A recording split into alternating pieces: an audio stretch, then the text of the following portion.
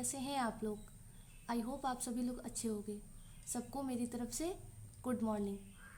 तो आप लोग कैसे हो ये मुझे कमेंट बॉक्स में बता सकते हो, ठीक है।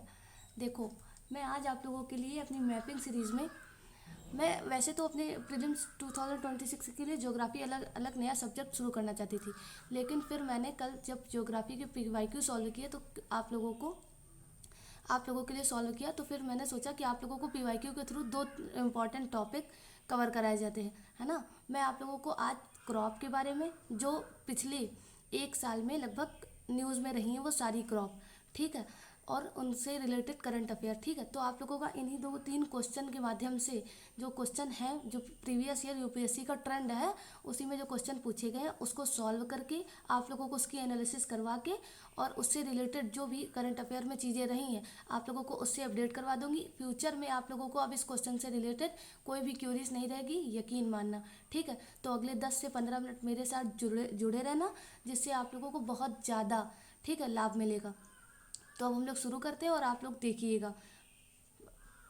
देखो, ये है 2024 का क्वेश्चन, ठीक है, UPSC प्रीलिम्स का। कल जब मैं आप लोगों के लिए सॉल्व कर रही थी तो ये एक वॉल्केनो, ठीक है, जो न्यूज़ में रिसेंटली पिछले साल में, मतलब एक साल के करंट अफेयर में जितने भी वॉल्केनो रहते हैं, ठीक है, और मतलब जो इम्पोर्टेंट, ठीक है, तो उससे UPSC क्वेश्चन पूछ लेता है। और ये आप लोगों के सामने 2024 का एग्जाम्पल है ही, ठीक है। तो वॉल्केनो से टॉपिक से उस टाइम पूछे गए, जो न्यूज़ में रहे थे वो वॉल्केनो से नहीं पूछा गया था, उनसे रिलेटेड पूछा गया था।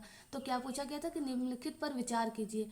ज्वल खंडाश्मी यानी कि पायरोक्लास्टी यानी और मलबा, ठीक, और राख और धूल, नाइट्रोजन यौगिक और सल्फर या फिर सल्फर यौगिक, ठीक है। अब पूछा गया था उपर्युक्त में से कितने ज्वालामुखी उद्गारों के उत्पाद हैं, ठीक है। मतलब जो वोल्केनो इरप्शन होता है, ठीक है, वोल्केनो इरप्शन होता है तो उसके साथ बहुत सारा लावा, धुआं, गैसेस ये सब निकलती है ना। तो पूछा गया था कि इन सब से, इन जो ज्वालामुखी है इन सब में निकलने वाले जो निकलती हैं गैसें, उन सब में इन चारों में से कितने जो हैं वो ज्वालामुखी उद्गार से निकलते हैं, ठीक है। तो ऑप्शन में क्या था कि सभी चारों, क्योंकि ज्वालामुखी जब विस्फोट होता है तो पायरोक्लास्टिक मलबा भी बहुत सारा निकलता है, राख और धूल भी बहुत सारा निकलता है, नाइट्रोजनस कंपाउंड भी बहुत सारे निकलते हैं, क्योंकि आप लोगों को पता होगा सॉइल के अंदर नाइट्रोजन के गुण पाए जाते हैं, ठीक, और सल्फर यौगिक भी बहुत सारे निकलते हैं, ठीक। तो ये रहा आप लोगों का क्वेश्चन को ऐसे ही समझने का तरीका। अब मैंने आप लोगों को इस इमेज में, आप लोग देख रहे होगे, साफ नहीं दिखाई देगी इस इमेज में क्योंकि मैं उसके लिए दूसरी इमेज बगल में लेके आई हूँ। आप लोगों को दिखाई दे रहा होगा कि मैंने इसकी एनालिसिस करके और करंट अफेयर के साथ जोड़ के, ठीक है, आप लोगों के लिए लेके आए। अब देखो इसको सॉल्व करने का तरीका। अब देखो, वॉल्केनिक जो गैसेस होती हैं उसमें सबसे ज़्यादा कौन सी गैस पाई जाती है, ठीक है। तो सबसे ज़्यादा ज्वालामुखी में विस्फोट होने वाली जो वॉल्केनिक गैस होती है वो जलवाष्प होती है, ठीक। और वो जलवाष्प कितनी, लगभग कितना प्रतिशत होती है, वो 60 से 90% जलवाष्प ही ज्वालामुखी उद्गार से निकलती है। उसके बाद कार्बन डाइऑक्साइड, सल्फर, है ना, सल्फर डाइऑक्साइड, फिर अन्य में अगर देखा जाए तो नाइट्रोजनस कंपाउंड निकलते हैं, हाइड्रोजन निकलता है, आर्गन निकलता है और क्लोरीन निकलता है, ठीक है। क्योंकि आप इन सब को जानते होंगे क्योंकि ये सब मिलके सॉइल में पाए जाते हैं, ठीक। और जब सॉइल के अंदर की परतों को एक के बाद एक जो है लावा के विस्फोट से जब ज्वालामुखी जब गर्म हो जाती है, ठीक है, तो ज्वालामुखी जब निकलता है, ज्वालामुखी जब फूटता है तो उसके अंदर की जितने भी मिनरल्स हैं, है ना, जितने भी कंपाउंड पाए जाते हैं सॉइल के अंदर, वो सारे बाहर आ जाते हैं। तो अब वॉल्केनिक गैसेस में आप लोग देख रहे होंगे कि इसमें तो सिर्फ 4 ही ऑप्शन दिए गए हैं आप लोगों के सामने। तो अब इन चारों को तो ध्यान में रखोगे ही, ठीक है। अब उसके बाद आप लोगों को क्या याद रखना है कि अगर वॉल्केनो विस्फोट होता है तो वहाँ पर सबसे ज़्यादा जलवाष्प, carbon dioxide, sulphur dioxide, nitrogenous compound, hydrogen gas, argon gas और क्लोरीन, ये सब पाए जाते हैं, ठीक है। उसके बाद अगर बात की जाए सल्फर डाइऑक्साइड की सिर्फ, तो सल्फर डाइऑक्साइड का गुण कैसा होता है, SO2 हमेशा ठंडी होती है, ठीक, ठंडी होती है। और CO2 का गुण कैसा होता है, गर्म होता है। तो अब देखो, अगर SO2, ज्वालामुखी विस्फोट से SO2 निकलेगी तो वो वहाँ के आसपास के वातावरण को या फिर लावा को जल्दी से ठंडा करने की काम करेगी। भाई जब ज्वालामुखी कोई है, एक विस्फोट होगा, ठीक है, तो वहाँ से खूब ज़्यादा गर्मी निकलेगी ना। अब वही गर्मी में आसपास SO2 गैस निकल रही है, तो उस गर्मी को क्या करेगी, यहाँ पर उस लावा को क्या करेगी, ठंडा करने के काम करेगी, है ना, जमाने का काम करेगी। तो यहाँ पर कुछ चट्टानों का रूप ले लेंगे। पहली बात SO2 का काम समझ में आया। उसके बाद अब कार्बन डाइऑक्साइड का नेचर कैसा है, वो गर्म है, तो वो गर्म होकर ऊपर वायुमंडल में जाएगा और किस में योगदान देता है, CO2। CO2 आप लोगों को, सभी लोगों को पता होगा कि वो ग्लोबल ग्रीन हाउस गैस है, ठीक है, और वो ग्लोबल वार्मिंग के लिए आजकल प्रेजेंट टाइम में सबसे ज़्यादा जिम्मेदार है, ठीक। तो आप लोगों को ये समझ में आ रहा होगा कि कैसे कैसे चीज़ें बदल रही हैं ना, कैसे कैसे सब्जेक्ट को कनेक्ट किया जा रहा है, ठीक। अब गैसेस से आप लोग इसको आप ग्लोबल ग्रीन हाउस गैस से जोड़ कर एनवायरनमेंट में ला सकते हो। एनवायरनमेंट में थ्रू अपने आसपास के माहौल को देख सकते हो कि कैसे गर्म रहते हैं, ठीक। तो रीज़न यही सब होते हैं। इतनी बात समझ में आ गई। अब अगर ठोस की बात की जाए तो लैपली क्या होता है, एक मटर के दाने के आकार का एक पत्थर होता है जो ज्वालामुखी बम से निकलते हैं। अगर हम लोग वॉल्केनिक गैसेस की बात करें तो ये 20 टाइप्स की गैसेस आप लोगों को ऊपर दिख रहा होगा कि निकलती हैं, ठीक, सभी को याद भी हो गया होगा मेरे साथ। लेकिन अब अगर हम लोग ठोस की बात करें तो एक लैपली एक शब्द होता है, ठीक। लैपली एक शब्द है जो किसके लिए यूज़ किया गया है, मटर के दाने के आकार का एक छोटे सा पत्थर जो ज्वालामुखी विस्फोट के साथ बम की तरह निकलता है, ठीक है। तो इतना ठोस के लिए याद रखना। उसके बाद एक शब्द यूज़ किया गया प्यूमिस, वह पत्थर जो पानी पर तैर सकता है, ठीक। अब देखो ज्वालामुखी विस्फोट में ठोस जो है वो दो तरह के निकलते हैं ठोस में। अगर ठोस की बात की जाए तो पहला लैपली और दूसरा प्यूमिस। लैपली क्या होता है कि एक मटर के आकार का ठोस पत्थर की तरह होता है। उसके बाद एक प्यूमिस है, इसका गुण क्या होता है, बेसिकली अगर जो जलवाष्प साथ में निकलती है उसके ऊपर ये तैर सकता है, मतलब ये हल्का होता होगा, ठीक है। तो ये इतना याद रखोगे। अब करंट अफेयर में इसको कैसे जोड़ना है करंट अफेयर से पिछले, तो देखिए पिछले 2025 से लेकर 2026 तक, ठीक, ये इतने वॉल्केनो हैं जो अपने अलग अलग रीज़न की वजह से न्यूज़ में रहे हैं। तो इसको भी आप लोग मेरे साथ ही कवर कर लो और इसको याद कर लेना, क्या पता इन्हीं में से क्वेश्चन UPSC फिर से वॉल्केनो को लेकर एक पूछ ले, ठीक है। तो पहला वॉल्केनो का क्या नाम है, बाराटांगा, है ना, यानी कि ये श्यामनगर कीचड़ ज्वालामुखी के नाम से फेमस है, ठीक है। और ये एक मड वॉल्केनो, याद रखना, क्योंकि कीचड़ ज्वालामुखी आप लोगों को दिख ही रहा होगा, यही सामने लिखा है। तो ये अपने आप में एक मड वॉल्केनो है। ये कहाँ पर है, अंडमान और निकोबार में है, और ये 20 वर्षों के बाद सक्रिय हुआ है। मतलब ये पहले सुप्त ज्वालामुखी की श्रेणी में आया करता था, है ना, जो कभी कभी बाद में अपनी किसी टेम्परेचर या पृथ्वी के अंदर गर्मी की वजह से क्या होता है कि बहुत लॉन्ग टर्म में विस्फोट हो जाते हैं, ठीक है। तो ये सुप्त ज्वालामुखी की श्रेणी में आता था कौन, बाराटांग, ठीक, जो अंडमान निकोबार में है। ये मड वॉल्केनो है ना। और 20 वर्ष के बाद ये न्यूज़ में आया है अपने विस्फोट के कारण, ठीक है।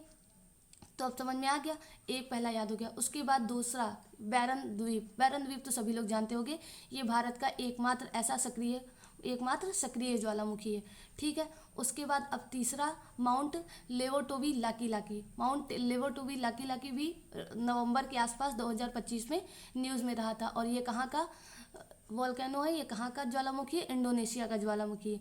उसके बाद हाईली गुब्बी, जो मैंने कि अभी आप लोगों को रिसेंटली अपने मैप की शॉर्ट्स में या फिर मैप सीरीज में आप लोगों को कवर करवाया था। तो हाईली गुब्बी वॉल्केनो कहाँ पर है, इथियोपिया में है, ठीक। तो इसको तो हमेशा याद रखना। अब जितने मैं आप लोगों को लास्ट में अभी बताऊंगी उतने आप लोगों को बिल्कुल याद रखने की ज़रूरत है। और ये क्यों न्यूज़ में रहा था, क्योंकि ये 12,000 साल के बाद सक्रिय हुआ। सोचो, ये सिर्फ 20 साल के बाद सक्रिय हुआ, कौन सा बाराटांग। लेकिन हाईली गुब्बी अपने आप में एक बहुत ज़्यादा, यानी कि बहुत लंबे टाइम से सुप्त पड़ा होगा, है ना, इथियोपिया का।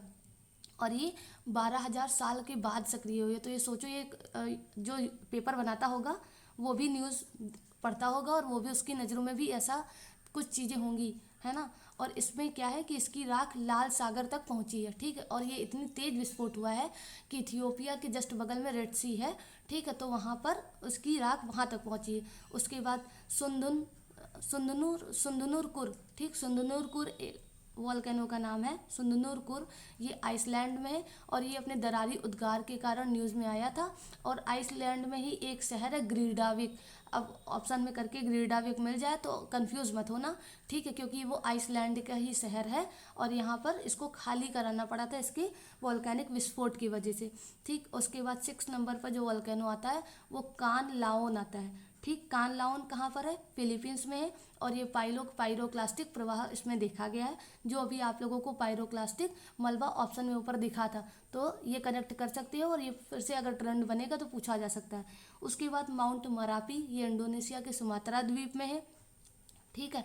और ये 9 बार विस्फोट हुआ है एक साल में इसी के अंदर, ठीक है, इस वजह से ये न्यूज़ में रहा है। अब सोचो एक साल में 9 बार विस्फोट हुआ है, तो ये सक्रिय ज्वालामुखी की श्रेणी में आता होगा, ठीक है, तो इसको ऐसे ही याद रखना। उसके बाद किलाउआ, ठीक, किलाउआ ज्वालामुखी जो कि हवाई यूएसए में है, ठीक, और ये सबसे दुनिया का सबसे सक्रिय ज्वालामुखी है, इसको सभी लोग जानते ही होंगे। और ये मार्च 2026 में अपने फव्वारा यानी कि लावा विस्फोट की वजह से न्यूज़ में आया था, ठीक है। इतनी बात अब हमको नहीं लगता कि आप लोगों को इतना पढ़ने के बाद वोल्केनो से लेकर कोई भी दिक्कत रही होगी, ठीक है। तो एक बार फिर से रिवाइज करने की कोशिश करो। वोल्केनो से निकलने वाली गैस सबसे ज़्यादा वाटर वेपर होती है, उसके बाद CO2, SO2, फिर नाइट्रोजनस कंपाउंड, फिर हाइड्रोजन, आर्गन और क्लोरीन, ठीक है। ठोस में अगर हम लोग देखा जाए तो लैपली और प्यूमिस की मैंने बात की थी, दोनों मटर के आकार के छोटे पत्थर के टुकड़े हैं, लेकिन प्यूमिस की एक विशेषता क्या है कि वो पानी में तैर सकता है, ठीक है। उसके बाद अब इसको करंट अफेयर से अगर मैं रिलेट करूँ तो बाराटंगा जो कि अंडमान निकोबार में है, ठीक, और ये 20 साल के बाद विस्फोट होने की वजह से न्यूज़ में आया था। फिर बैरन भारत का एक सक्रिय ज्वालामुखी है, ठीक। उसके बाद माउंट लेवोटोबी इंडोनेशिया में है, हाइलीगुबी इथियोपिया में है, सुंगनुर आइसलैंड में है, कान लाओन फिलीपींस में है, माउंट मरापी इंडोनेशिया के सुमात्रा में है, और केलाउआ हवाई यूएसए में है, ठीक है। अब आप लोगों को ये देखिए, मैंने आप लोगों के लिए एक ट्रेंड भी बना कर रखा है, ठीक, यूपीएससी का ट्रेंड एनालाइज करके कि अब अगला क्वेश्चन बनने वाला होगा तो कैसे बन सकता है। एक बन सकता है वोल्केनो पूछ सकता है, उससे रिलेटेड कंट्री पूछ सकता है कि मान लो कि हवाई आइलैंड यूएसए या फिर इंडोनेशिया लिख दे, ठीक, तो ऐसे आप लोग समझ सकते होगे। उसके बाद पूछ सकता है कि रिंग ऑफ फायर का पार्ट कौन सा है। रिंग ऑफ फायर की अगर हम लोग बात करें तो मान लो कि ये देखो, ये नॉर्थ अमेरिका, ये है साउथ अमेरिका, ठीक है। तो अब यहाँ पर पैसिफिक ओशियन पड़ जाता है, ठीक, यानी कि प्रशांत महासागर, ये है भारत, ठीक। उसके बाद भारत का ये अगर ईस्ट वाला एरिया देखा जाए तो यहाँ तक अब पैसिफिक ओशियन आएगा। अब धरती गोल है ना, तो मान लो कि यहाँ से यहाँ तक जो चला तो ये प्रशांत महासागर का क्षेत्र है, और ये प्रशांत महासागर के ही क्षेत्र में क्या पड़ जाती है, रिंग ऑफ फायर पड़ जाती है, ठीक। तो अब रिंग ऑफ फायर में आप लोगों को अब पूछेगा कि कौन कौन से जो ज्वालामुखी हैं वो रिंग ऑफ फायर के क्षेत्र में आते हैं या नहीं आते हैं, ठीक है। तो ये आप लोग इस ट्रेंड के लिए भी तैयार रहना। आप लोगों को समझ में आ रही होगी मेरी बात, ठीक है।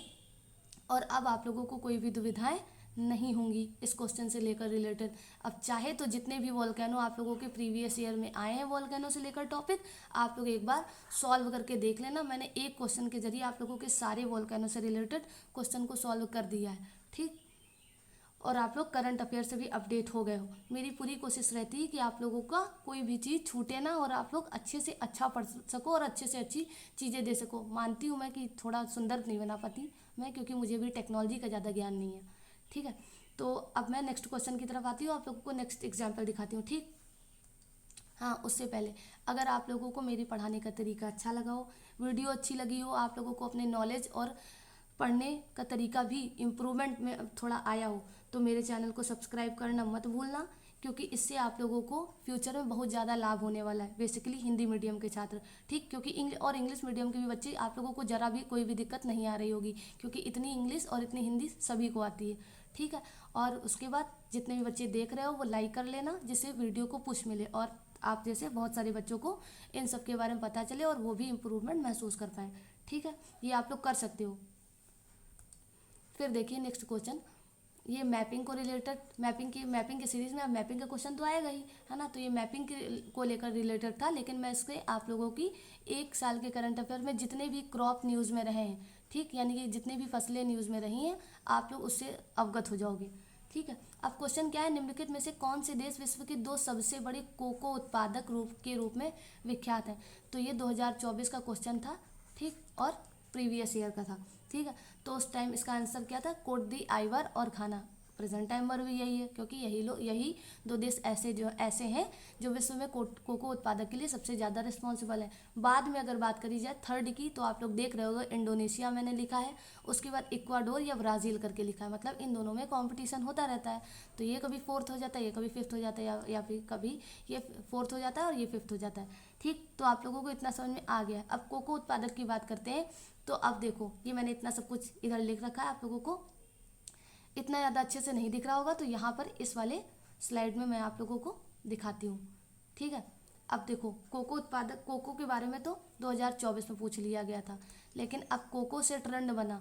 ठीक, तो अब आने वाले समय में थीम तो वही रहता है यूपीएससी का। ठीक है, क्वेश्चन पूछने का तरीका और क्वेश्चन बदल देता है।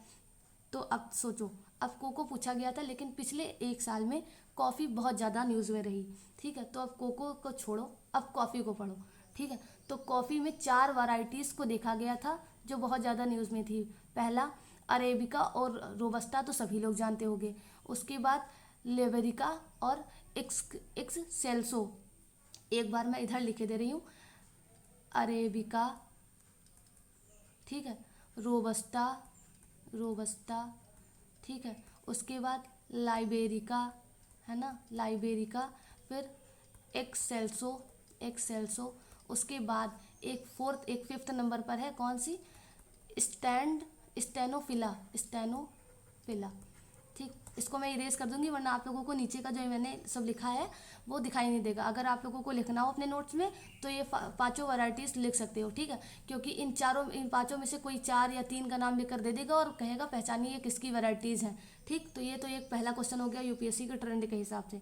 उसके बाद अब इन 5 में से आप लोगों को कुछ पता होना चाहिए। देखो, अगर अरेबिका के बारे में हम लोग बात करें, तो ये यूजीनोइड्स, एक वो भी कॉफ़ी की वैरायटी है, याद रखना, यूजीनोइड्स की ही सब वैरायटी है अरेबिका।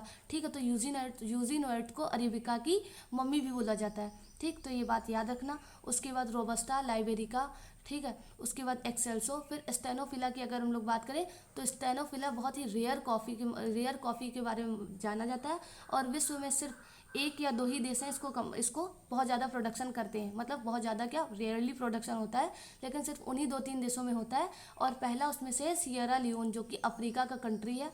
मान लो ये अफ्रीका है, सॉरी, अफ्रीका में अच्छे से बना देती हूँ वरना आप लोगों को समझ में नहीं आएगा। देखो, ये अफ्रीका है। ठीक, तो यहाँ पर आप लोगों को सियरा लियोन दिख जाएगा। तो ये छोटी सी एक कंट्री है। ठीक है, और यहाँ पर सियरा लियोन में आप लोगों को दिखेगा क्या, स्टेनोफिला कॉफ़ी, जो कि फ्यूचर कॉफ़ी के नाम से जानी जाती है। ठीक है, अब सियरा लियोन के बारे में आप लोग पढ़ना चाहते हो तो मैपिंग खोल के बैठना। इसकी कैपिटल क्या है, फ्री टाउन है शायद, मुझे जितना याद है। ठीक, तो फिर अब हम लोग ये इसको रिमूव करती हूँ मैं, आप लोगों को उसके बारे में और पढ़ाती हूँ। ये 5 वैरायटीज़ आप लोगों ने आई होप नोट कर लिया होगा। ठीक है, तो अब एक बार फिर से देखो, एक सेकेंड। तो आप लोगों को कॉफ़ी की 5 वैरायटीज़ के बारे में पता चल गया। उसके बाद विश्व में अगर हम लोग बात करें प्रोडक्शन की, तो ब्राज़ील और वियतनाम आगे पीछे रहते हैं, लेकिन यही 2 देश ऐसे हैं जो सबसे ज़्यादा प्रोडक्शन में विश्व में विख्यात है कॉफ़ी को लेकर। फिर उसके बाद अगर हम लोग बात करें भारत में, तो भारत में कर्नाटक में 70% प्रोडक्शन होता है कॉफ़ी का। उसके बाद केरल और तमिलनाडु आते हैं। ठीक है, तो 70% तो कर्नाटक में ही हो जाता है। उसके बाद 30% में केरल और तमिलनाडु आगे पीछे रहते हैं कॉफ़ी के प्रोडक्शन में। अब आप लोग कमेंट बॉक्स में मुझे इतना बता सकते हो कि कॉफ़ी बोर्ड कहाँ पर है। ठीक है, कॉफ़ी बोर्ड का हेडक्वार्टर कहाँ पर है, तो ये आप लोग बताओगे, क्योंकि पिछले साल 2025 में पीवाईक्यू क्या पूछा गया था, हल्दी उस टाइम बहुत ज़्यादा न्यूज़ में थी, तो आप लोगों को स्टेटमेंट में करके पूछा गया था। पहला हल्दी के बारे में पूछा गया था कि हल्दी की 30 से ज़्यादा वैरायटीज़ भारत में उगाई जाती हैं। ठीक है, तो स्टेटमेंट ये बताइए सही है या गलत है। उसके बाद मतलब उस टाइम पूछा गया था, ये बताना नहीं है, आप लोग सुन लो पहले।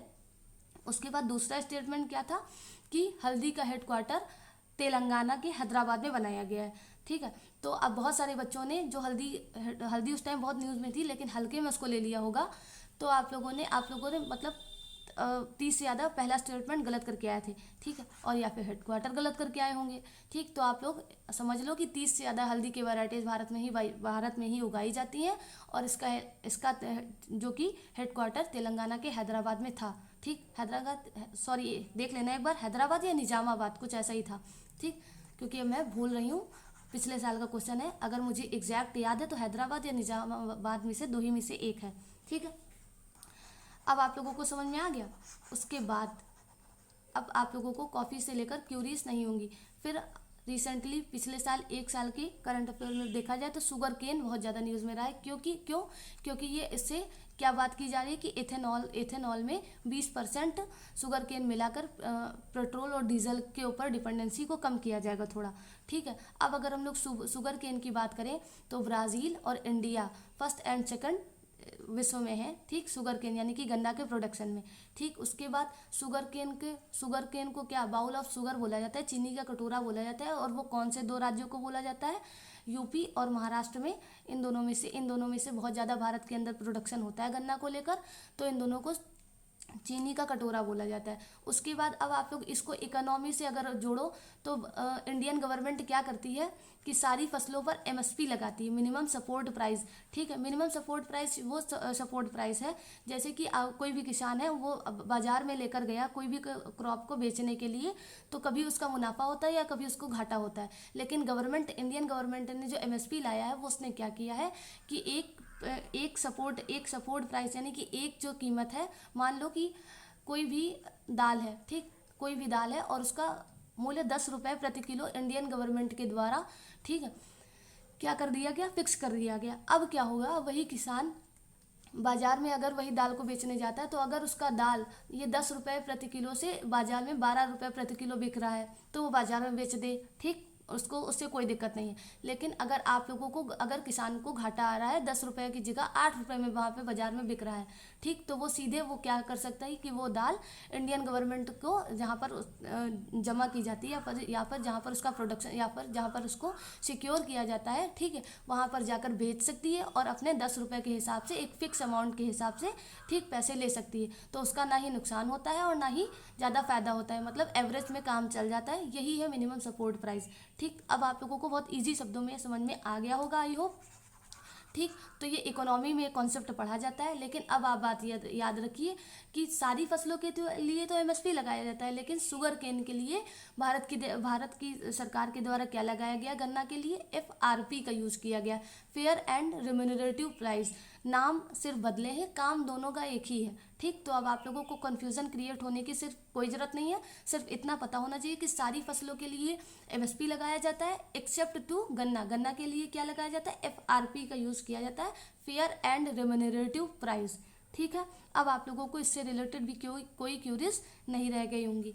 उसके बाद अगर हम लोग बात करें तो अब देखो पल्सेस भी बहुत ज़्यादा 1 साल के करंट अफेयर में रही हैं। तो ठीक है, तो पल्सेस में बस एक ही टॉपिक आप लोगों को बहुत ज़्यादा याद करने की ज़रूरत है। अगर क्वेश्चन बनेगा तो मतलब मान लो कि 80% क्वेश्चन यहीं से बन जाएगा दालों को लेकर। ठीक है, बहुत सारी दालें हैं, ठीक है, और बहुत सारी दालें न्यूज़ में रहती हैं। अब देखो न्यूज़ में रहने वाली कितनी दालें हैं, चना, मूंग, उड़द, मसूर, मटर, सोयाबीन, लोबिया और ग्वार। ठीक है, और साथ में एक कौन सी रही, अरहर। ठीक, लेकिन अब डिफरेंस क्या है, ठीक, आप लोग सोच रहे हो मैम ये सारी न्यूज़ में तो रही है लेकिन सारी थोड़ी ना पूछा जाएगा, और अगर पूछा भी जाएगा दाल को लेकर तो मैं दाल पहचान लूँगा। हाँ भाई, दाल पहचान लोगे आप, लेकिन अब दाल को पहचानने का क्वेश्चन थोड़ी ना आएगा, क्योंकि सब लोग जानते हैं कि दाल का नाम तो सभी बच्चे जानते हैं। पूछा जाएगा कि इन सब में से, इन सारी दालों में से, मतलब मान लो कि मूंग, उड़द, मसूर, ठीक, और या फिर सोयाबीन, इन तीनों या चारों में से, और उसके बाद प्लस में एक अरहर। ठीक, 4 या 5 आप लोगों को ऑप्शन मिल गई। उसके बाद पूछा गया कि नाइट्रोजन फिक्सेशन की क्वालिटी जो होती है, वो गुणवत्ता जो होती है, ठीक, नाइट्रोजन फिक्सेशन का गुण जो होता है वो कौन सी दाल में नहीं पाया जाता है। ठीक है, तो अब याद कर लो बहुत ज़्यादा दिमाग पे जोर डाल के कि सारी दालों में नाइट्रोजन फिक्सेशन का गुण लगभग पाया जाता है एक्सेप्ट टू अरहर। ठीक, तो अरहर की दाल अगर ऑप्शन में मिल जाए तो प्लीज़ उसको टिक मत करना, क्योंकि वो नाइट्रोजन फिक्सेशन का गुण नहीं रखती है। ठीक, अब आप लोगों को समझ में आ रहा होगा कि जिसकी नाइट्रोजन का फिक्सेशन का गुण ज़्यादा होगा वो अपने आसपास की भूमि को ज़्यादा नुकसान नहीं पहुंचाएगी, क्योंकि भूमि में नाइट्रोजन फिक्सेशन का गुण होना चाहिए। ठीक, तभी वो ज़्यादा उपजाऊ होती है। लेकिन जब अरहर की दाल बोई जाती है वहाँ पर नाइट्रोजन फिक्सेशन को वो ख़त्म कर देती है। ठीक है, भूमि की, मतलब वहाँ पर थोड़ा फिर क्या होता है कि भूमि थोड़ी बंजर हो जाती है। इसीलिए आप लोग याद रखो, इसीलिए आप लोगों ने देखा होगा कि राजस्थान में क्या है, वहाँ पर भूमि थोड़ी बंजर है, क्योंकि वहाँ पे नाइट्रोजन फिक्सेशन के गुण अरहर को बोकर कम कर दिया जाता है। ठीक, अब आप लोगों को समझ में आ रहा होगा, मैंने अपनी पूरी कोशिश की। अब अगर भारत में प्रोडक्शन की बात करें दालों की, तो मध्य प्रदेश और राजस्थान टॉप पर रहते हैं, आगे पीछे रहते हैं। ठीक है, और भारत दुनिया का सबसे बड़ा दाल का, याद रखना, आयातक भी है, उपभोक्ता भी है और उत्पादक भी है। मतलब हम लोग सबसे ज़्यादा कंज्यूम भी करते हैं दाल को, सबसे ज़्यादा उसका प्रोडक्शन भी करते हैं और सबसे ज़्यादा उसको इम्पोर्ट भी करते हैं। ठीक, अब बातें समझ में आई। उसके बाद अब थर्ड क्रॉप कौन सी न्यूज़ में, फोर्थ क्रॉप कौन सी आप लोगों को न्यूज़ में मिलेगी पिछले एक साल के करंट अफेयर में? Palm oil. पाम ऑयल को लेकर बहुत ज़्यादा एडिटोरियल, बहुत ज़्यादा आर्टिकल आए दिन आते रहे हैं। ठीक, तो अब पाम ऑयल के बारे में अगर हम लोग बात करें तो भारत सरकार के द्वारा एक मिशन बनाया गया है, national mission on edible oils. ठीक, ऑयल्स पाम, यानी कि NMEOP। ठीक है, इसके तहत क्या किया गया, उत्तर पूर्वी और अंडमान निकोबार के क्षेत्र में बड़े पैमाने पर खेती पाम ऑयल की शुरू करी जाएगी। ठीक है, तो ये बात आप लोगों को NMEOP के मिशन के बारे में पता चल गया, क्योंकि ये उत्तर पूर्वी और अंडमान निकोबार के एरिया में भारत में पाम ऑयल की खेती शुरू करी जाएगी। ठीक, या फिर करी जाएगी बहुत ज़्यादा, ठीक, बड़े पैमाने पर। उसके बाद टॉप प्रोडक्शन की अगर हम लोग बात करें तो इंडोनेशिया और मलेशिया, याद रखना। ठीक है, पाम ऑयल के लिए विश्वविख्यात हैं। ठीक, और भारत अपना बहुत ज़्यादा पाम ऑयल का स्टोरेज जितना भी है वो इन देशों पर डिपेंडेंट है। ठीक, बहुत ज़्यादा इन्हीं देशों से मंगाता है। उसके बाद भारत अपनी ज़रूरत का 60% तेल आयात करता है। आप लोगों को न्यूज़ में दिख रहा होगा कि क्रूड ऑयल को लेकर भी हम लोग 50 to 60% डिपेंडेंट है। किस पर? गल्फ कंट्रीज़ पर। ठीक है, और उसके बाद अब पाम ऑयल को लेकर भी हम लोग 60% डिपेंडेंट है इन साउथ ईस्ट एशियन कंट्री पर। ठीक है, तो आप लोगों को समझ में आ रहा है ना भारत की डिपेंडेंसी, जो कि बहुत ज़्यादा खत्म करने की ज़रूरत है, वरना कोई भी परेशानी आने पर सबसे ज़्यादा परेशानी यहाँ के लोगों को होती है, या फिर चीज़ें महंगी हो जाती हैं, है ना, और या फिर सप्लाई कम हो जाती है। ठीक है, उसके बाद अब अगर पाम ऑयल की यूज़ की बात करें तो यूज़ भी सबसे ज़्यादा इम्पॉर्टेंट है। अगर आप लोगों को क्वेश्चन मिलेगा तो इन 5 स्टेटमेंट में से एक या 2 स्टेटमेंट में क्वेश्चन आप लोगों को मिल जाएगा, आप लोग इसी से सॉल्व कर पाओगे। लेकिन अगर दूसरे या तीसरे टाइप का क्वेश्चन बना तो पाम ऑयल के यूज़ को लेकर बनेगा, और यूज़ कौन कौन सी फैक्ट्रीज यानी कि कौन कौन सी इंडस्ट्री में किया जाता है यही पूछा जाएगा।